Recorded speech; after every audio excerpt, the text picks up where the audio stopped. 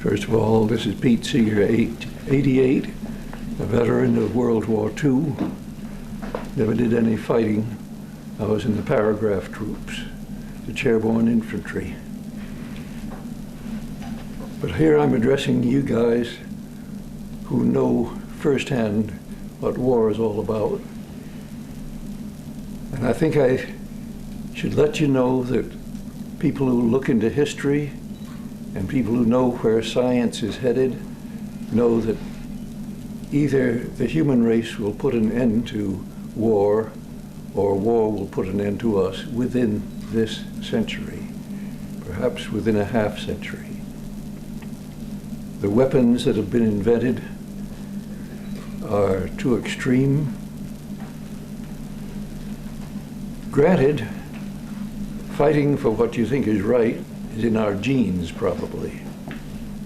I tell people that 2 or 3 million years ago, when our ancestors started walking on 2 feet, we found it was fun to swing clubs, not just to catch animals, but to fight against other tribes.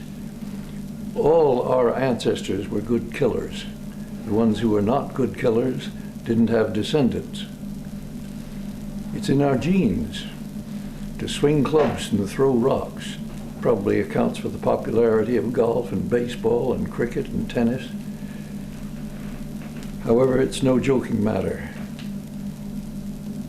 How do we reach the 7 billion people in the world to tell us we've all got to learn how to communicate with people we disagree with and not try and kill them? Not try and control them either.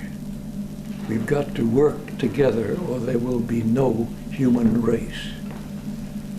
But instead of hearing me talk about it, hear from a guy who was in the service. I've met him here in the Hudson River. He's a journalist now, but was told he was going to go back in the service. His name is Chris Miller, and now you can hear him, more important than me. Hi, my name is Chris Miller. I was stationed at Fort Campbell from 2002 to 2006. Although I didn't deploy to Iraq, I have recently received a letter in the mail 3 days before Christmas stating that I should report down to Fort Benning for processing for mobilization to Iraq. During my time in the Army, I spent most of my day in an office seeing soldiers leave for deployment and coming back. I counseled them, provided therapy for them, and just seeing the eyes of young soldiers going gung-ho and coming back shattered, families ruined, lives ruined, some mentally and emotionally.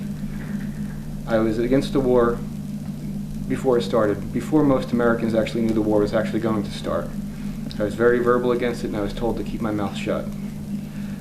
I can't keep my mouth shut. This war is wrong. We've destroyed a culture, one of the oldest cultures on the face of the earth. I try to use my voice locally here, hoping that every day that somebody will see me out on the side of the road every Saturday from 12 to 2 protesting the war and join us, and maybe get that line down and up Route 9 and maybe across town borders and then maybe across state lines. That's the only thing that we can do as a community, as a people. So I plan to fight this every step of the way as much as I can. We're looking forward to hearing what you are going to do now. Every human being on earth has got to realize we've got to participate, not just stand back and saying it's up to others to decide. Who knows? Who knows? I usually say, imagine a big seesaw, and one end of that seesaw is on the ground because there's a bushel basket half full of rocks. Up in the air, there's another bushel basket only 1/4 full of sand. And some of us got teaspoons, we're trying to fill it. A lot of people are laughing at us. Oh, they say, people like you've been trying for forever. But it's leaking out of the basket as fast as you're putting it in. But we say no. We're looking at it closely. It was a little less than a quarter full. Now it's a little more than a quarter full. And we're getting more and more people all the time. We think that one of these days that whole basket will go zoop in the other direction. And people say, gee, how did it happen so suddenly? Us and all our little teaspoons.